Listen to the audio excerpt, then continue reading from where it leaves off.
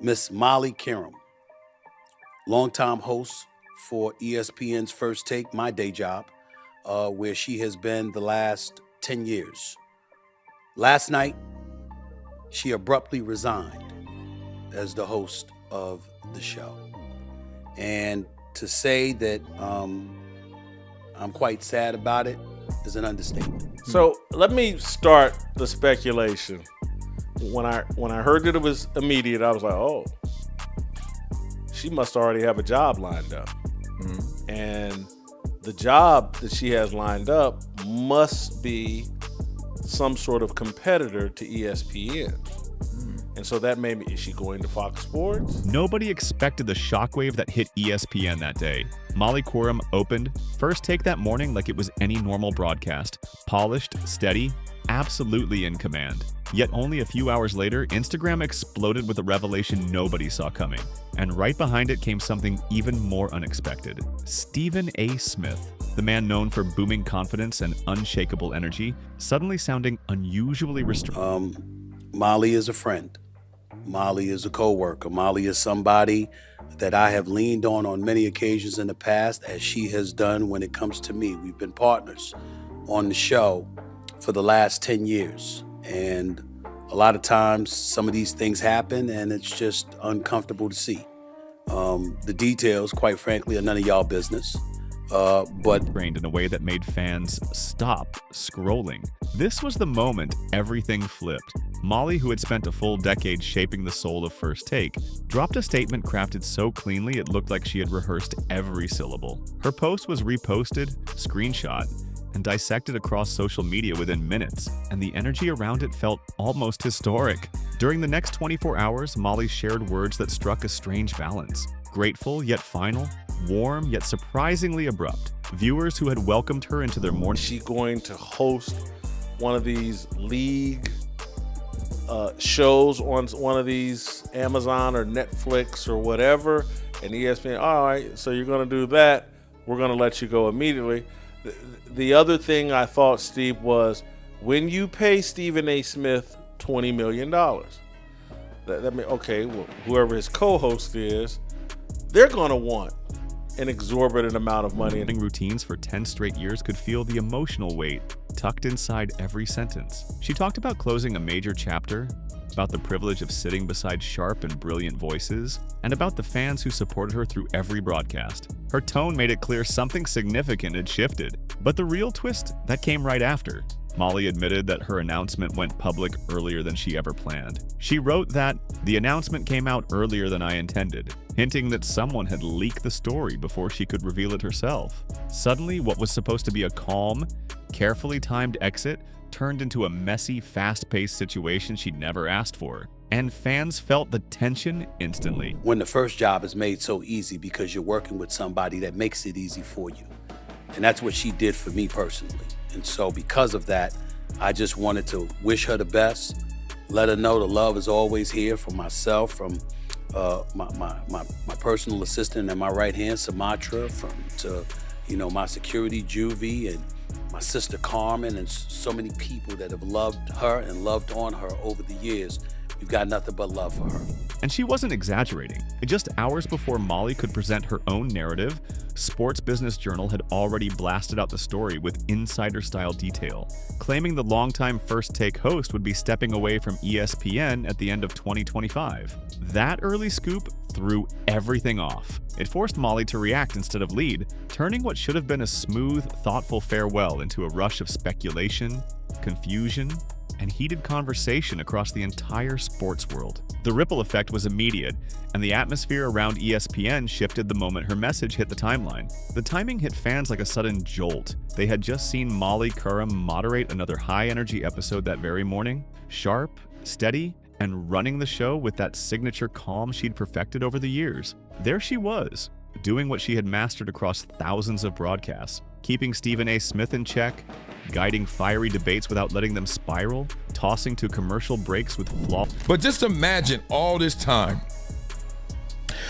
and you're in that position, And then you get to the position where you're in another contract negotiation. You're not hearing what you want to hear. You're not hearing it not only in the money, but in also they're talking funny in terms of giving you greater role. And you're like, it's time to move on. Imagine you're in that moment.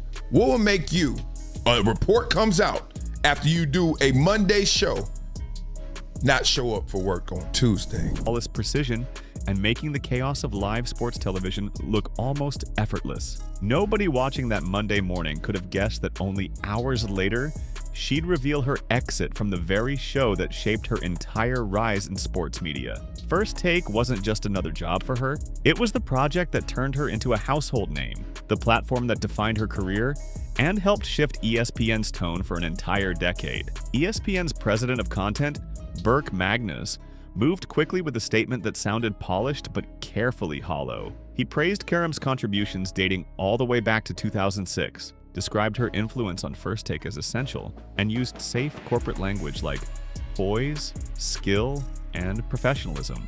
But the tidy wording only made people more suspicious. It felt like he was saying everything and nothing at the same time, hinting that the real story was simmering just beneath the surface without ever acknowledging it. Then came the next morning, the moment that sent viewers into a frenzy. Millions tuned because we talked about the whole Molly Qerim situation in the morning. We're thinking, okay, it's going to play out, and there's going to be a grand farewell, celebration show, goodbye. And she just Dear John'd him. She said, out. I was like, wow. So obviously, this is pretty obvious.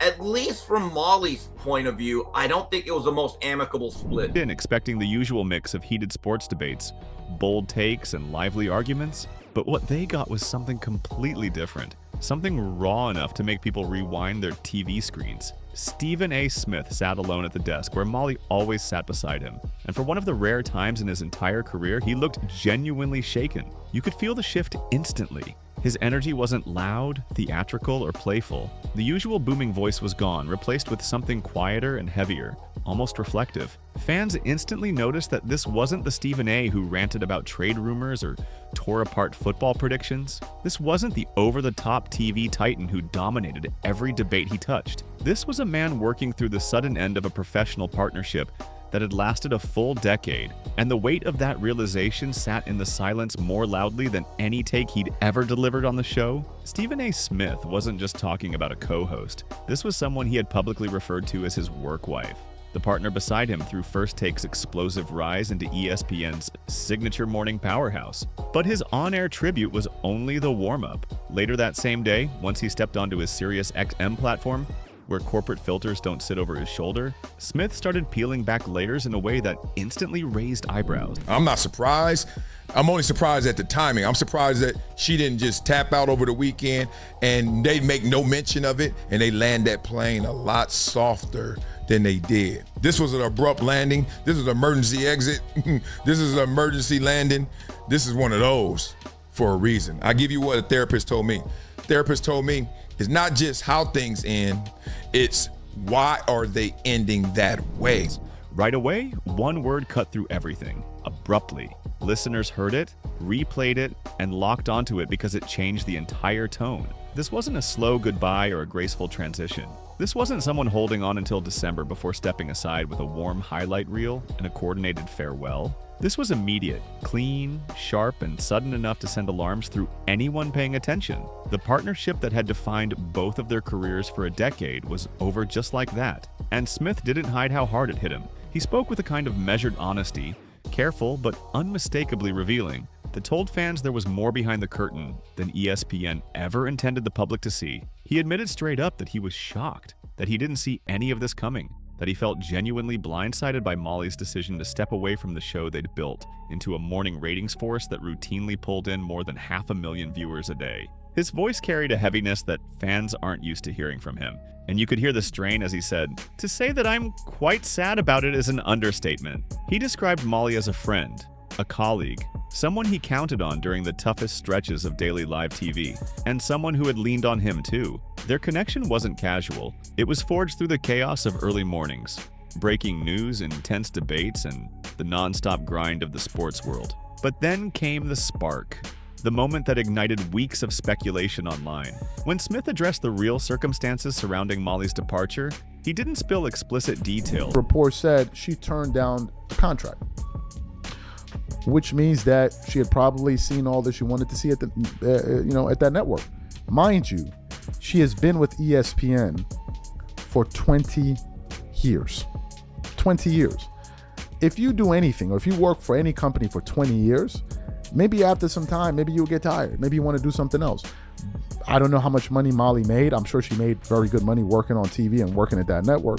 But he dropped enough clues to send social media into a meltdown. He hinted that contract negotiations behind the scenes had not just stalled, they had reportedly veered off course in ways that left everyone frustrated and dissatisfied. Fans immediately started connecting dots, reading between every pause, every careful phrase. And the more Smith held back specifics, the more people believed the story behind Molly's exit was far more tangled than anyone at ESPN wanted to admit. Stephen A. Smith finally said the quiet part out loud. There was a contract negotiation happening behind the scenes. And for the first time, he confirmed what insiders had hinted at for months. ESPN absolutely did not want to lose Molly Qerim. The network had put offers on the table, trying to keep one of their most valuable morning personalities locked in. But somewhere along the process, something stopped lining up. The numbers didn't match her value, the terms didn't satisfy her expectations, and she ultimately made the tough call to walk away from guaranteed money and the stability that comes with being on a major network.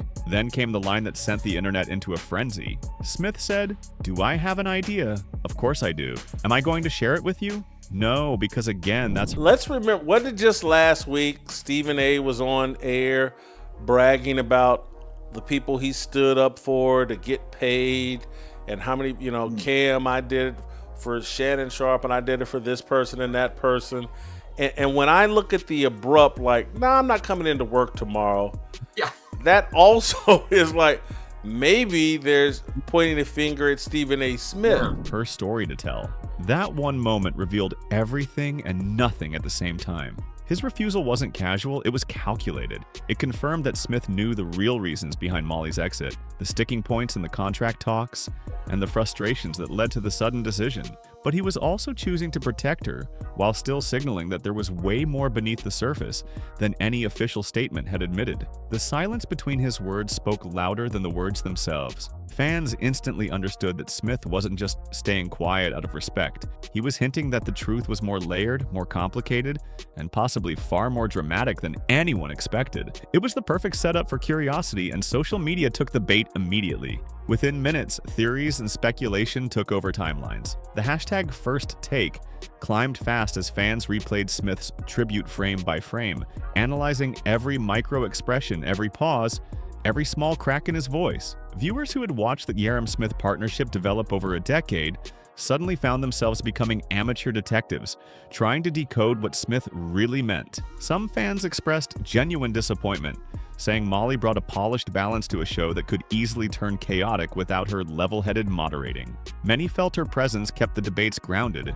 and prevented the show from spiraling into pure noise. Others pushed straight into rumor territory, talking about behind-the-scenes disagreements, tense contract conversations, and alleged salary gaps that had reportedly existed for years. Plenty of viewers pointed out the obvious difference between Stephen A.'s massive ESPN payday and Molly's reportedly far smaller compensation, with fans speculating that the imbalance might have played a role in her decision. Every angle was debated, every theory examined, and every snippet of Smith's comments dissected. And the more people talked, the clearer it became that Molly's exit wasn't just a business decision, it had turned into a cultural moment that exposed deeper issues inside the network. Issues fans were now more willing than ever to question. The story wasn't slowing down, it was accelerating. And by this point, it had already grabbed the entire sports media world in a way most on-air departures never do. But to understand why Molly Qerim's exit hit with such force, we have to rewind and look at the foundation underneath this decade-long partnership. Because the pressures that pushed everything to a breaking point had been building far longer than fans ever knew. When Molly first took over as the permanent host of First Take on September 15, 2015, the show was already at a crossroads. She stepped into the seat right after Cari Champion's departure, and the timing couldn't have been trickier. She was walking into a machine that already had its rhythm. Stephen A. Smith and Skip Bayless had spent years crafting their explosive chemistry. Their audience was loyal, and the show had already carved out its place as ESPN's morning anchor. Molly wasn't just inheriting a job, she was stepping into a fully established universe. How do you insert yourself into something that already feels complete? How do you become essential when the show already has two dominant voices shaping every moment? But she didn't just blend in, she transformed the atmosphere of the entire production. Her journalism background, built from covering NFL sidelines, major college football matchups, and years of ESPN reporting since she joined in 2006, gave her a credibility the show desperately needed. Where Stephen A. brought passion, fire, and those viral rants that could crash social media, Molly brought organization, fact-checking, and calm control. She kept the debates from turning into pure chaos, guiding conversations with a steady presence that viewers depended on. Then came the ultimate test, the moment that could have broken the show completely. In 2016, Skip Bayless left for FS1's Undisputed, leaving Stephen A. Smith as the lone mega personality on the set. Without Skip's contrarian fire, the entire balance of First Take could have collapsed under Stephen A's huge presence. It could have turned into a one-man broadcast, but Molly refused to let that happen. She became the anchor in the storm. She managed rotating analysts, unpredictable guest debaters, and the shift in dynamic that could have ruined the show. She kept Smith's energy focused, kept discussions from derailing, and held everything together with a professionalism that fans came to rely on. Many viewers didn't realize it at the time, but without Molly during that transition, First Take might not have survived the shakeup at all. Her impact became more visible each year, and yet, ironically, that same impact would later fuel the conversations and frustrations that built up behind the scenes. The very pressures that played a major role in the unraveling we are now watching unfold. The numbers made the truth impossible to ignore.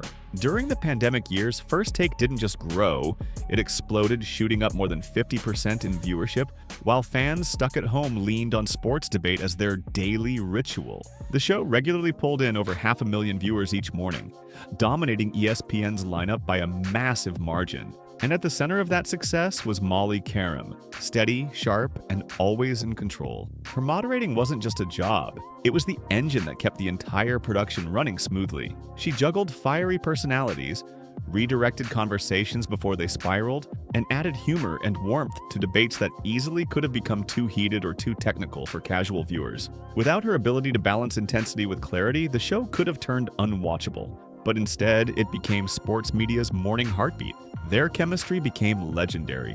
Clips of their exchanges regularly went viral, playful back-and-forth moments, witty reactions, and those small flashes of tension that hinted at deeper layers beneath the surface. Nothing felt forced, and fans believed they were watching a genuine partnership built on trust and familiarity, even when they disagreed on air. There were unforgettable moments, like the time during the NBA Finals when ESPN accidentally showed Stephen A's laptop on screen and Molly tried to get him to close it. He refused in the most stubborn way possible, creating a hilariously awkward moment that fans replayed for days. There were the inside jokes, the times she'd cover her face with both hands after one of his outrageous takes, and the times he'd roll his eyes when she teased him about another ambitious side project.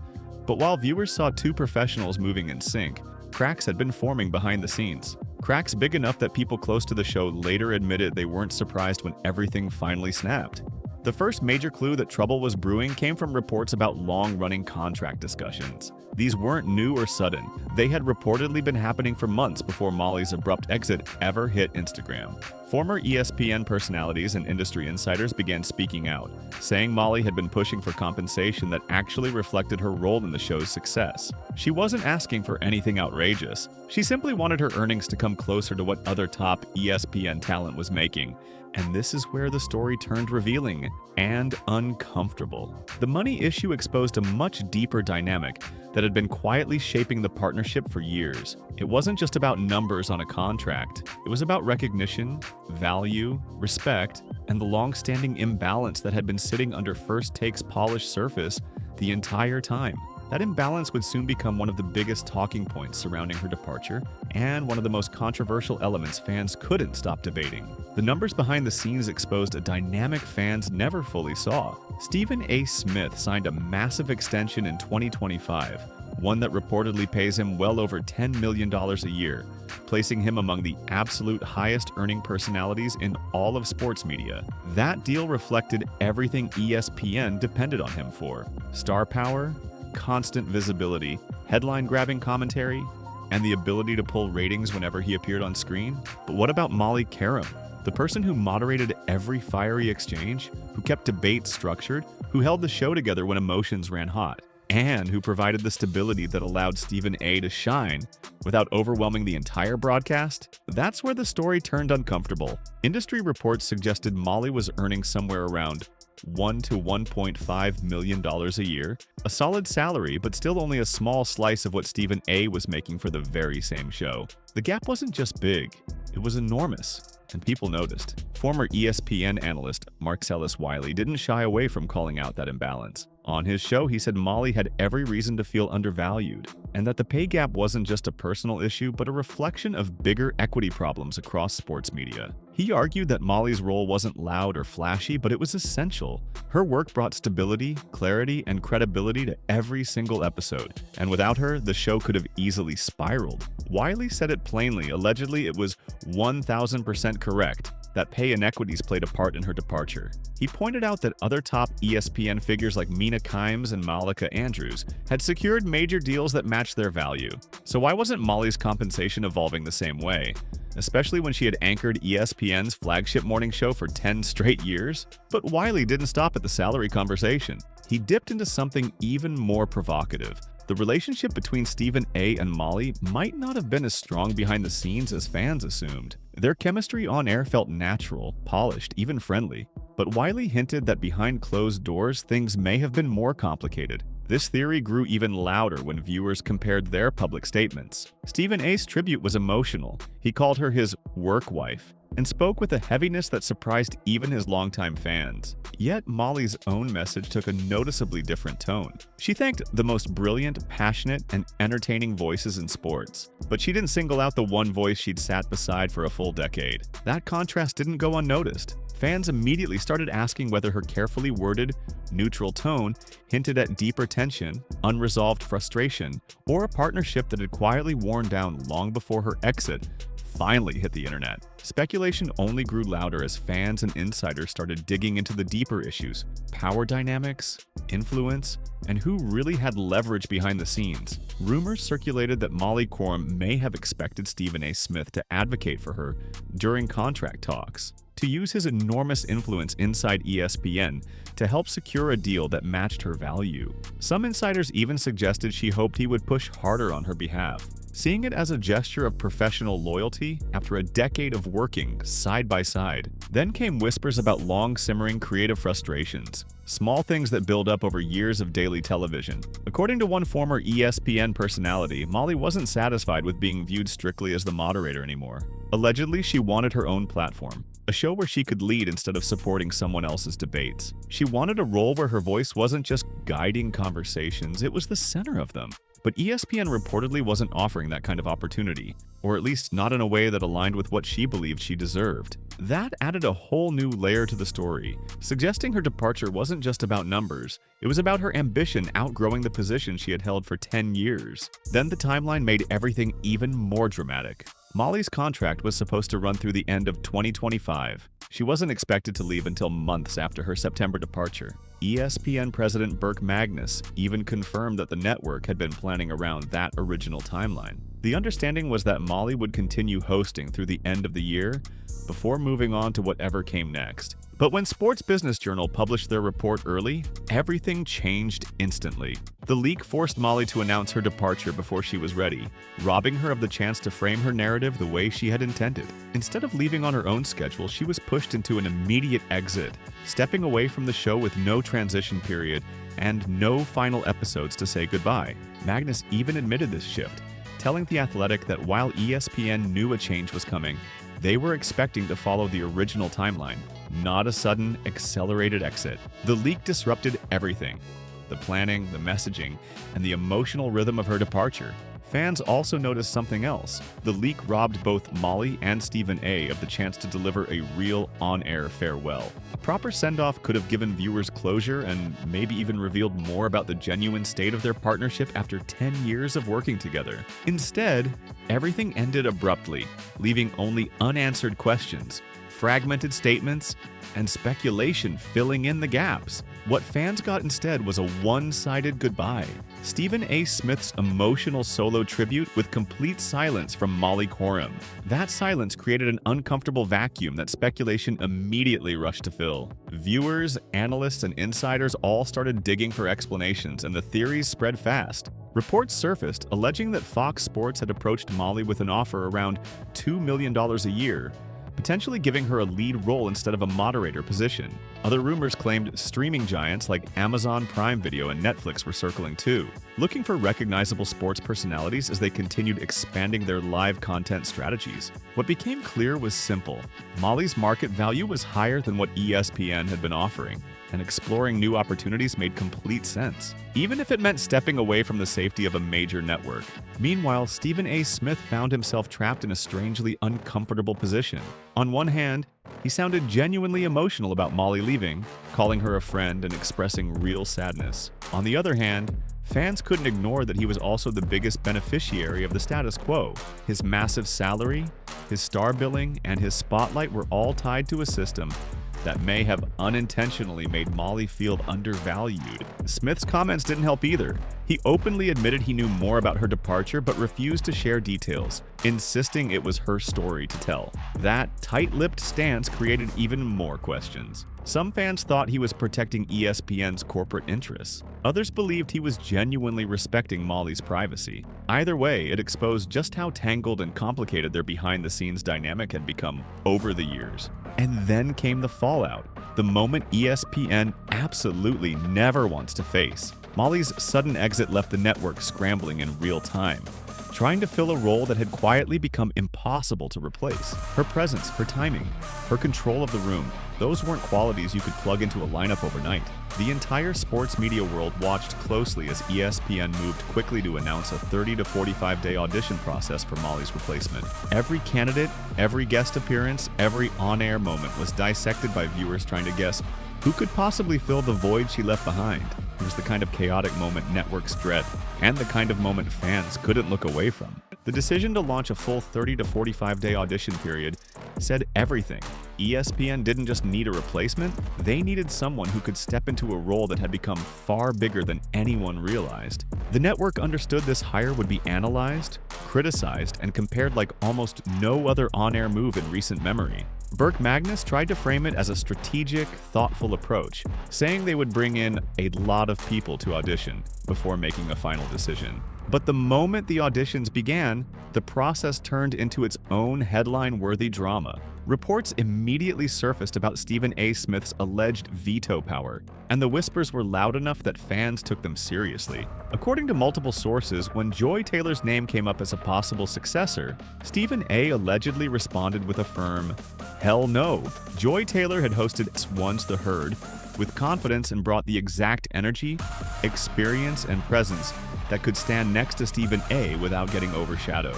On paper, she seemed like one of the strongest possible choices, but the rumor mill claimed Stephen A.'s influence was powerful enough to take her out of contention before she even sat in the chair. And that allegation opened an entirely new debate.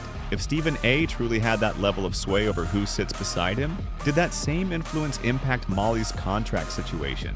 Did it shape who got opportunities, who didn't, and who received stronger support behind the scenes? Former ESPN personalities certainly believed it played a role. Mariellis Wiley publicly suggested that Stephen A.'s lack of vocal support during Molly's negotiations may have contributed to her decision to walk away altogether. As the speculation grew, a parade of potential replacements began circulating across the sports media world. It was a list filled with recognizable names, each bringing their own strengths and their own complications. One of the first to take the seat temporarily was NFL Network's Peter Schrager, who filled in during the immediate aftermath of Molly's exit. Schrager brought serious energy and deep football knowledge, and fans praised his enthusiasm. But his strength was also his challenge. He was a football-heavy analyst, stepping into a show that demanded someone who could manage heated debates across all sports, not just the NFL. He lacked the debate moderating precision that Molly had mastered, and viewers immediately questioned how he would handle the show's broader range of topics.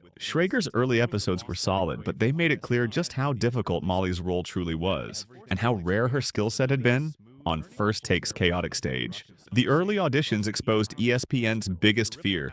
Replacing Molly wasn't as simple as plugging in another talented face. The show needed someone who could match chemistry, control the room, guide the debates, and hold their own against Stephen A's dominant personality. And candidates capable of doing all that were far harder to find than ESPN expected. Shea Pepler-Cornett quickly emerged as one of ESPN's strongest internal contenders. Her sharp timing, on-air confidence, and familiarity with ESPN's production flow made her an appealing, safe pick. But even with her strengths, some viewers wondered if she had the nationwide presence or the debate-tested authority to instantly take command of a role this high stakes. The job wasn't just about reading lines, it required someone who could stand firm beside Stephen A. Smith every morning, and that's a level of pressure most broadcasters never experience. Another name that immediately lit up conversations was Monica McNutt. Already a familiar face on First Take, she brought authenticity, direct analysis, and a refreshing honesty that fans respected.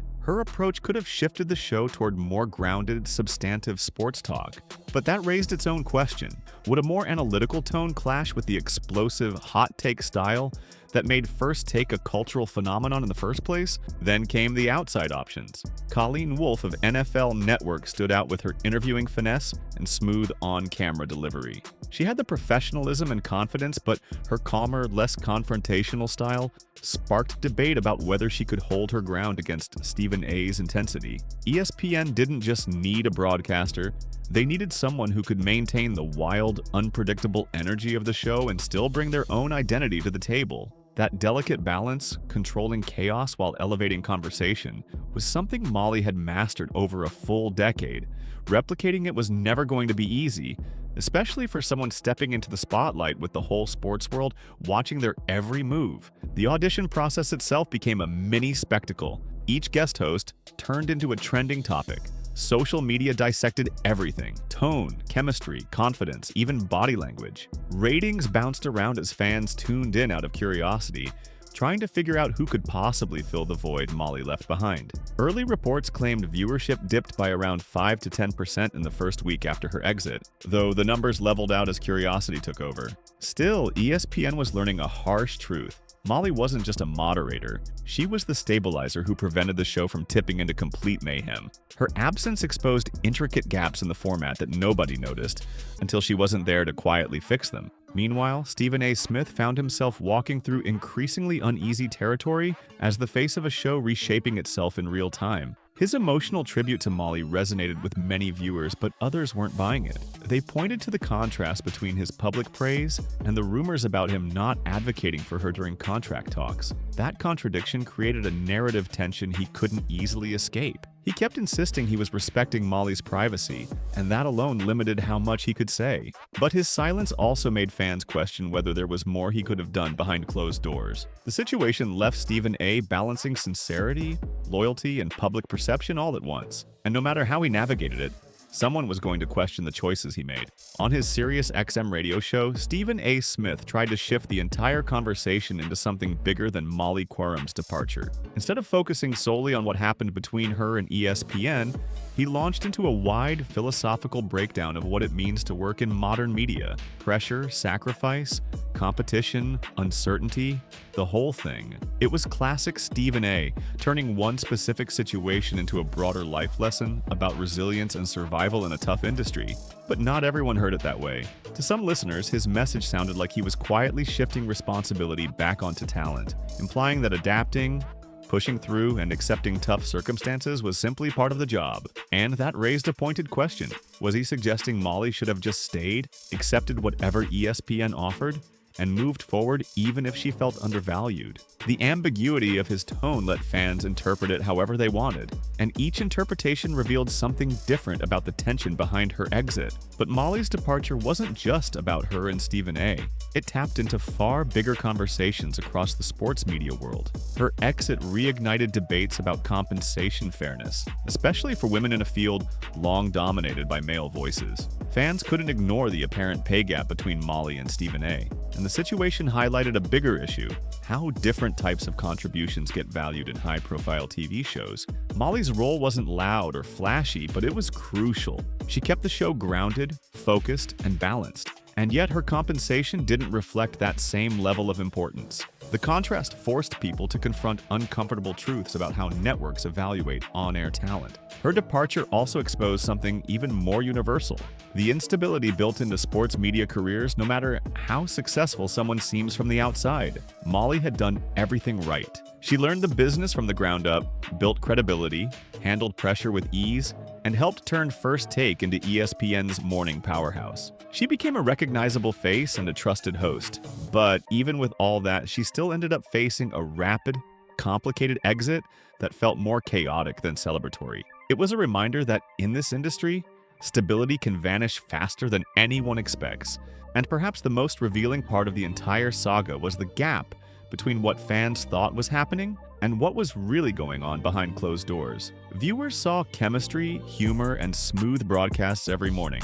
They saw two professionals vibing naturally on screen, playing off each other with ease and anchoring a massive audience. What they didn't see were the quiet frustrations about pay, the negotiations that dragged on, the feeling of being undervalued, or the power dynamics that may have shaped how decisions were made. The polished on-air product and the private reality behind it turned out to be two very different worlds. In the end, Molly's exit didn't just expose a personnel change. It exposed the fragile structure holding big sports shows together, and how quickly everything can shift when the person holding that structure decides they've had enough.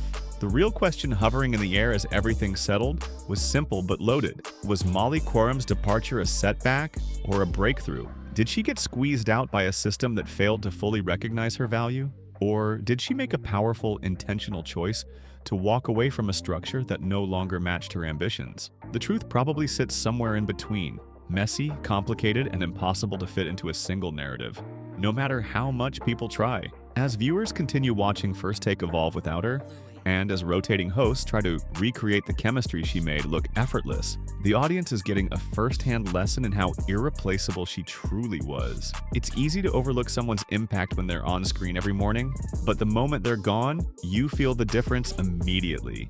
And while ESPN searches for the perfect fit, Molly Qerim is out there weighing her next move, quietly planning, evaluating, and deciding what her next chapter should look like. Maybe she'll join a rival network and go head-to-head with the show she helped build. Maybe she'll shift to a streaming platform, create her own project, pursue something more personal, or launch a venture nobody could have predicted. Whatever direction she chooses, one thing feels undeniable: her story in sports media is nowhere near finished. Her next move might end up being the most defining one yet. And that wraps up this chapter of the saga. If you enjoyed the breakdown, make sure you like, subscribe, share, and drop a comment telling us what you think.